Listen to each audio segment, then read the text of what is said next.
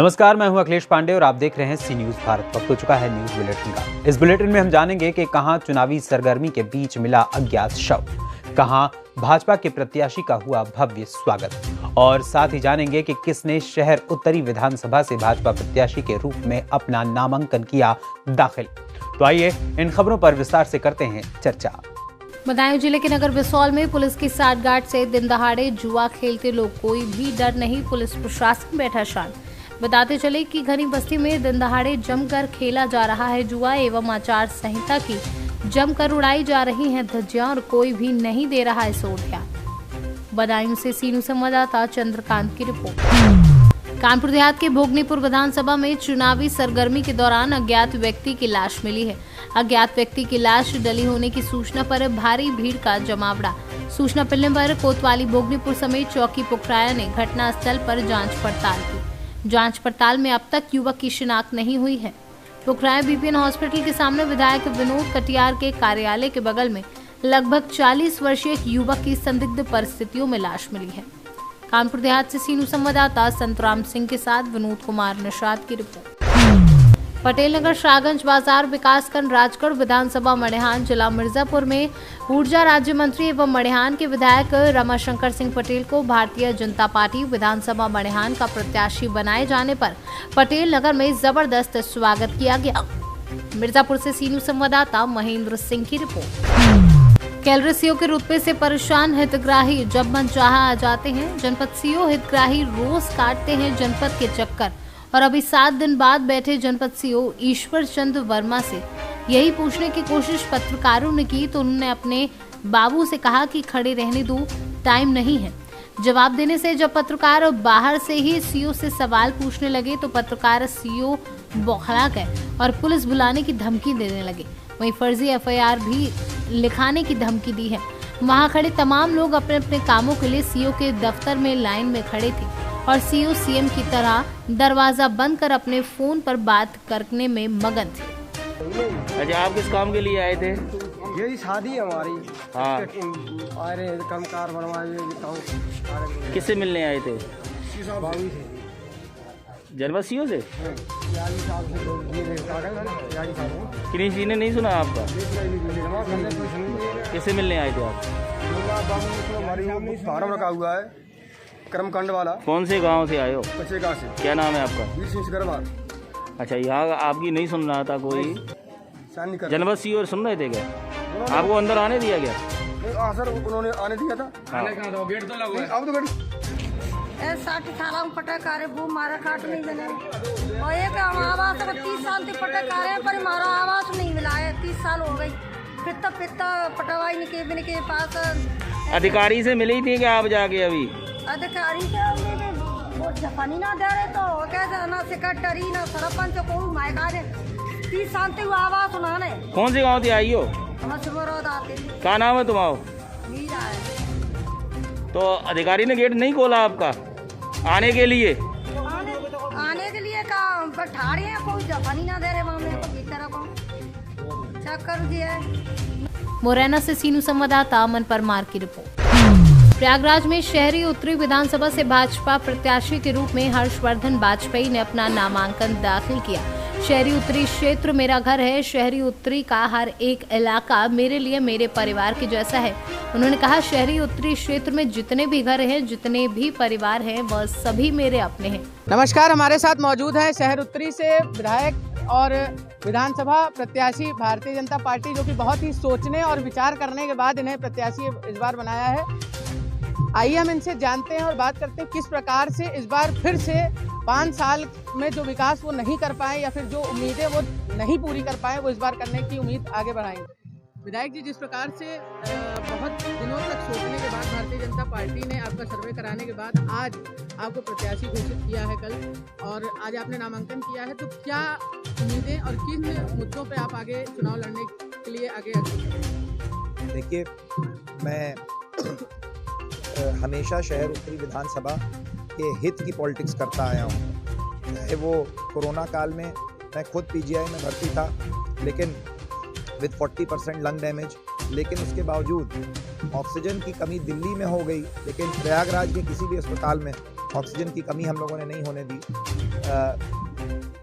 चाहे ये मुद्दा रहा हो, चाहे ये चिंता कि दारागंज के रहने वाले लोग शहर में जब आते हैं तो रास्ते में फंस जाते हैं बख्शी बांध फ्लाईओवर पे, तो बख्शी बांध के फाटक पे, तो वहाँ फ्लाईओवर बनवाने की, रामबाग फ्लाईओवर बनवाने की डिमांड रही हो। तो हमेशा अपने महानगर को, शहर उत्तरी को कैसे आगे बढ़ाया जाए, कैसे मैंने जब राजनीति शुरू करी थी 2007 में, तो मेरा मिशन था कि प्रयागराज को सिंगापुर बनाना है, एक आदर्श महानगर बनाना है। तो किस प्रकार से आप अपने प्रतिद्वंदी में किसको देखते हैं, सपा या फिर कांग्रेस या फिर किसी और अन्य पार्टी? 1952 में जब पहली बार विधानसभा का चुनाव हुआ था, तब से लेके 2017 तक 35,000 के वोट से कोई भी शहर उत्तरी नहीं जीता था। पहली बार हम लोगों ने ये काम किया था। तो आज के तारीख में तो ओलंपिक रिकॉर्ड हम लोग का ही है, तो रिकॉर्ड भी अपना ही तोड़ना। इसे भारतीय जनता पार्टी के विधायक प्रत्याशी हर्षवर्धन वाजपेयी को, कैमरामैन शिशिर गुप्ता के साथ आयुष श्रीवास्तव। तेज रफ्तार से आमने सामने से आ रही दो बाइकों की आपस में भिड़ंत में 2 लोग गंभीर रूप से घायल हो गए हैं। वहीं चिकित्सालय में उन्हें भर्ती कराया गया है, जिसमें पायलट संजय कुशवाहा की सराहनीय भूमिका रही। दतिया से सीनू संवाददाता नितिन दांत्रे की रिपोर्ट। देवरिया जिले के रुद्रपुर कस्बे के पिपरेवा ठोला मस्जिद वार्ड निवासी पत्रकार रामपुरेश भारती ने कोतवाली में तहरीर देकर मनबरों द्वारा मारने पीटने का आरोप लगाया है। पीड़ित पत्रकार ने इस शिकायती पत्र के माध्यम से बताया कि सोमवार को सुबह वे अपने दरवाजे पर बैठा था और उसी समय मोहल्ले के ही पुरानी रंजिश को लेकर गोलबंद होकर लाठी, डंडों, वाइट पत्थर से हमला बोल दिया। चीख पुकार की आवाज सुनकर बचाने आए परिजनों को भी आरोपियों ने मारपीट कर घायल कर दिया, जिसके बाद पीड़ित कोतवाली पहुंचा और तहरीर देकर आरोपियों पर कानूनी कार्यवाही की मांग की है। मारपीट हुई है। मारपीट हमारे बगल के पटदारों द्वारा पुरानी जमीन पे रंजिश को लेकर के हमारे पूरे परिवार को मारा गया है। कुछ हमारे बगल में उपद्रवी किस्म के आदमी रहते हैं। हमारे मान सम्मान पे नशे में धुत होकर के हमारे माँ बहन को गाली देते हैं। आज वो लोग गोलबंद हो करके हमारे परिवार को बहुत बेरहमी से मारे हैं और वो लोग गोलबंद हो करके कम से कम 10 दिन से हम लोग को टारगेट पे लिए थे। मैं अपनी सूचना अपने मित्रों बगल से बहुत लोगों से कहा कि हमको कुछ हो जाएगा, लेकिन हमको फिर भी मार दिया गया और अभी भी हमारे ऊपर मारने की जान की धमकी दी जा रही है।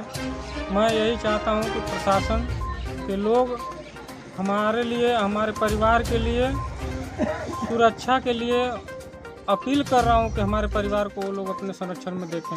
थाने पर गए थे, क्या कहा गया वहाँ पर? मैं थाने पर गया था। हमारे भाइयों को चोटें आई हैं, हमको भी चोटें आई हैं, सूजन हो गया है हमारा, और हमारे भाई के पैर में राड पड़ा था, उसको भी बोले साले को मैं राड तोड़ दूंगा। बहुत मार मारे थे। कोतवाल साहब क्या कहे हैं? कोतवाल साहब मुलैया कागज ले करके और FIR दर्ज करने के लिए कहे हैं। FIR दर्ज हो उनके गया। आश्वासन पे मैं घर आया हूँ और निवेदन नहीं करना चाहता हूँ कि चुनावी माहौल को देख करके वो लोग हमारी हत्या न कर दें। मैं उन लोगों से डरा सहमा हूँ, मेरा पूरा परिवार डरा सहमा है। नाम बताइए। मैं रामपुरेश भारती, पत्रकार, राष्ट्रीय सहारा, रुद्रपुर। देवरिया से सीनू संवाददाता मोइन खान की रिपोर्ट। फिरोजाबाद के थाना उत्तर क्षेत्र कैलाश नगर में भारतीय जनता पार्टी के विधायक मनीष असीजा का फूल माला पहनाकर जोरदार स्वागत किया गया और जनसभा को संबोधित करते हुए जनता के बीच विधायक मनीष असीजा ने वोट मांगे और लोगों से अपील की कि 20 तारीख को ज्यादा से ज्यादा भारी बहुमत से विजय बनाएं और भारतीय जनता पार्टी की सरकार दोबारा से बनाएं। किया जा रहा है आपके द्वारा माननीय मोदी जी, माननीय योगी जी की लोक कल्याणकारी योजनाओं को हम सभी भारतीय जनता पार्टी के कार्यकर्ता लेकर समाज के बीच में लेकर जा रहे हैं, उनको भारतीय जनता पार्टी के सरकारों के द्वारा किए गए जनहित के कार्यों का वास्ता देते हुए उन सबकी स्मृतियों को उनके सामने रखते हुए इन कार्यों के कारण से प्रदेश और देश में आए बदलाव को बताते हुए भारतीय जनता पार्टी के कमल के फूल के निशान पर वोट मांगने की अपील कर रहे हैं और जनता जनार्दन से ये प्रार्थना कर रहे हैं कि आने वाले 2022 के चुनावों में माननीय योगी जी के नेतृत्व में प्रचंड बहुमत के साथ भारतीय जनता पार्टी की सरकार बनाने का सहयोग करें। विधायक जी, कैसा प्यार मिल रहा है जनता से आपको? भारतीय जनता पार्टी के सभी कार्यकर्ता जनता के निश्चल और निष्कपट और निस्वार्थ प्यार से अभिभूत हैं, ऋणी हैं और हम लोगों को यह संकल्प आता है ऐसा प्यार देखकर कि हमें दिन रात 24 घंटे पूरे समाज की जनता जनार्दन की सेवा करनी चाहिए। जिस तरीके से देखा जा रहा है अभी सरकार बनी हुई है, आने वाले टाइम में जिस द्वारा सरकार बनती है तो क्या जनता के लिए संदेश रहेगा और क्या नए मुद्दे रहेंगे? जनहित के सभी कार्य होंगे, असामाजिक तत्वों के साथ सख्ती से निपटा जाएगा। फिरोजाबाद से सीनू संवाददाता सन्नेश कुमार गुप्ता की रिपोर्ट। बाराचट्टी प्रखंड में बिंदा पंचायत के ग्राम सेलाड़ी नवनिर्मित मां देवी के मंदिर में प्राण प्रतिष्ठा सहित शतचंडी महायज्ञ का शुभारंभ 8 फरवरी से लेकर 14 फरवरी तक आयोजित होने वाले महायज्ञ का भव कलश यात्रा 8 फरवरी मंगलवार को गाजे बाजे के साथ निकाली जाएगी। कार्यक्रम के पहले मंदिर को झंडों, पताकों, फूलों एवं रंग बिरंगी रोशनी से सजाया गया से सीनू संवाददाता अशोक शर्मा की रिपोर्ट। युवा कार्यक्रम एवं खेल मंत्रालय भारत सरकार के अंतर्गत संचालित नेहरू युवा केंद्र संगठन तत्वाधान में गायघाट में प्रखंड स्तरीय खेल प्रतियोगिता का आयोजन किया गया। कार्यक्रम का विधिवत उद्घाटन हरसिद्धि के विधायक कृष्णनंदन पासवान, भाजपा के वरिष्ठ नेता राजेंद्र प्रसाद गुप्ता सहित अन्य ने संयुक्त रूप से दीप प्रज्वलित कर किया, जहां राष्ट्रगान के साथ ही कबड्डी खेल का शुभारंभ हुआ। मौके पर विद्यालय के प्रधानाचार्य बबलू कुमार, स्थानीय मुखिया पति संतोष कुमार एवं नेहरू युवा केंद्र के राष्ट्रीय युवा स्वयंसेवक प्रियेश गौतम और अभिषेक आर्यन मौजूद थे। मोतिहारी से सीनू संवाददाता वीरेंद्र कुमार गुप्ता की रिपोर्ट। दाऊद जिला के तहसील धानपुर के गांव कटजर गांव में नया रोड रास्ता का पूर्व मंत्री और 134 देव गढ़बारिया विधानसभा मत विस्तार के विधायक बचू भाई खाबड़ ने नए रास्ते का उद्घाटन किया। गुजरात से सीनू संवाददाता रमेश दहमा की रिपोर्ट। ये तस्वीरें हैं रेवाड़ी के थारूहेड़ा चुंगी स्थित द रिलैक्स स्पा सेंटर की, जहां पिछले लंबे समय से स्पा की आड़ में देव व्यापार का गोरख धंधा चल रहा था। इसी कड़ी में गुप्त सूचना के आधार पर पुलिस को एक टीम गठित कर उक्त स्पा सेंटर पर रेड की गई तो वहां के 10 युवतियों सहित 14 लोगों को हिरासत में लेकर उनसे गहनता से पूछताछ की जा रही है ताकि इस गोरख धंधे से जुड़े अन्य लोगों तक पहुँचा जा सके। क्या था पूरा मामला? ये मैं ना कई दिन एक सूचना प्राप्त हुई कि सपा सेंटर की आड़ में वैसे वृत्ति काम किया जा रहा है, जिस पर हमने एक रेडिंग पार्टी तैयार करके पब्लिक आदमियों में सहयोग लेकर उस पर रेड की। रेड करने पर वहाँ पे 10 लड़कियाँ और 3 लड़के मिले हमारे, जिनसे पूछताछ कर रहे हैं। पूछताछ करने के बाद जैसा भी जो भी इसमें आरोपी होगा उसको गिरफ्तार किया जाएगा और नियमानुसार कार्रवाई की। सर, लगभग 1.5 साल के करीब पहले भी इस प्रकार के सफल सेंटर पर पुलिस ने कई रेड मारी थी और वो भी पकड़े गए थे। कुछ टाइम के लिए उन्हें बंद कर दिया कोरोना काल के कारण से, लेकिन फिर वो दोबारा सक्रिय हो गए हैं। क्या इस प्रकार का अभियान आगे भी चलेगा? हाँ, इसमें अभी हम इस संबंध में हम लगातार कार्रवाई करते रहेंगे। हमारा आखिरी सवाल आपसे कि ये जो सफल सेंटर की आड़ में इस प्रकार का व्यापार कौन लोग हैं, कहाँ के रहने वाले हैं? ये लोकल लोग भी हैं, कुछ लड़कियां हैं, वो 1-2 बाहर से भी आई हुई हैं। बाहर से भी है। हाँ, उनको ये वो अपना इनसे संपर्क रखती है और उनके बुलाने पे आ जाती है। हरियाणा से सीनू संवाददाता चैन सिंह की रिपोर्ट। स्थानीय क्षेत्र के सेनापुर गांव में 23 क्रांतिकारियों की याद में बना शहीद स्मारक के प्रांगण में शहीद स्तंभ पर फहर रहे राष्ट्रीय ध्वज को रविवार की देर शाम को आधा झुका दिया गया। 2 दिनों के राष्ट्रीय शोक के बाद मंगलवार की दोपहर प्रभारी निरीक्षक लक्ष्मण पर्वत शहीद स्मारक सेनापुर पहुंचे। झुके हुए आधे ध्वज को फहराकर सलामी देते हुए शहीद स्तंभ पर पुष्प अर्पित कर 2 मिनट का मौन रखकर स्वर कोकिला लता मंगेशकर को श्रद्धांजलि अर्पित की। जौनपुर से सीनू संवाददाता प्रवीण कुमार की रिपोर्ट। मुख्यमंत्री शिवराज सिंह चौहान और उनके गृह ग्राम जैत के ग्रामीणों ने संकल्प व्यक्त किया है कि जैत को देश का सबसे अच्छा गांव बनाया जाएगा। मंगलवार को मुख्यमंत्री चौहान ने जैत से प्रदेश के सभी गांव और शहरों का जन्मदिन तथा गौरव दिवस वर्ष में 1 दिन मनाने का शुभारंभ किया। सांसद रमाकांत भार्गव और मुख्यमंत्री की धर्मपत्नी साधना सिंह भी इस अवसर पर उपस्थित थी। मुख्यमंत्री चौहान ने 1 दिन जनदिन और गौरव दिवस की अवधारणा को स्पष्ट करते हुए कहा कि सरकार की योजनाएं स्थानीय जनों की सहभागिता से पूरी होना संभव नहीं है, इसलिए अब तय किया गया है कि स्थानीय जनों की समितियां बनाकर सभी सरकारी कामों में सबकी हिस्सेदारी सुनिश्चित की जाएगी। अपना गांव जैत हिंदुस्तान का सबसे अच्छा गांव बनेगा, ठीक है? और फिर हम होड़ लगवाएंगे कि जैत इतना अच्छा, तुम भी अपने गांव को अच्छा बनाओ, सब गांव अच्छे हो। बाकी कुछ मांगे आपने की है, स्वागत द्वार बनाने की, घाट का पूरा काम करने की, पंचायत के काम उमाकांत का टेंडर करके जो बचे हैं ठेकेदार कर दे, चुनी हुई व्यवस्था भी नहीं है तो एजेंसी सारे काम करते हैं। यही गांव वालों की इच्छा है ना, ठेका करके करवा दें सारे काम। अरे सब प्रस्ताव पास करो, करवा दें, ठीक है? यहाँ स्ट्रीट लाइट बची है नर्मदा घाट पे, उसका काम। सोसाइटी के ग्राम में खाद का गोदाम, ये खाद का गोदाम भी यहाँ बन जाएगा। फिर सामुदायिक भवन 5, अभी तो 20 लाख का है, उसमें काम नहीं चलेगा क्या भाई? ये 20 लाख का तो फेल कर रहे हैं गांव वाले, उसमें काम नहीं चलेगा। अच्छा ये 20 लाख वाला जो, लेकिन समला वाला पानी में डूबने का खतरा नहीं बनेगी। समला में वो भवन बनाने की जगह है क्या? कहाँ है? समला वाला बताओ जगह है कि नहीं? क्या प्रकाश भाई जगह है गई? तो ठीक है, वो 20 लाख का भवन वही बना देंगे, तो काम आएगा, ठीक है? कमला मोहल्ले और आसपास काम आएगा। पशु चिकित्सा, एक गांव की जमीन का सीमांकन रेवेन्यू वाले कौन है? ये सीमांकन होना है, तो सीमांकन पूरा होना है तो ठीक है, उससे करके करवा लेंगे। एक शमशान घाट की व्यवस्था तो उसका हम लोग कहाँ कर दिए हैं, वो चर्चा कर लेंगे। और 2 सड़कें बताई है कि हम कर लेंगे। प्रकाश भैया के घर से दुनिया वाली वो तो वही है ना, सरदार नगर। अच्छा मैं पूरे क्षेत्र को बता रहा हूँ, जैत का काम नहीं है।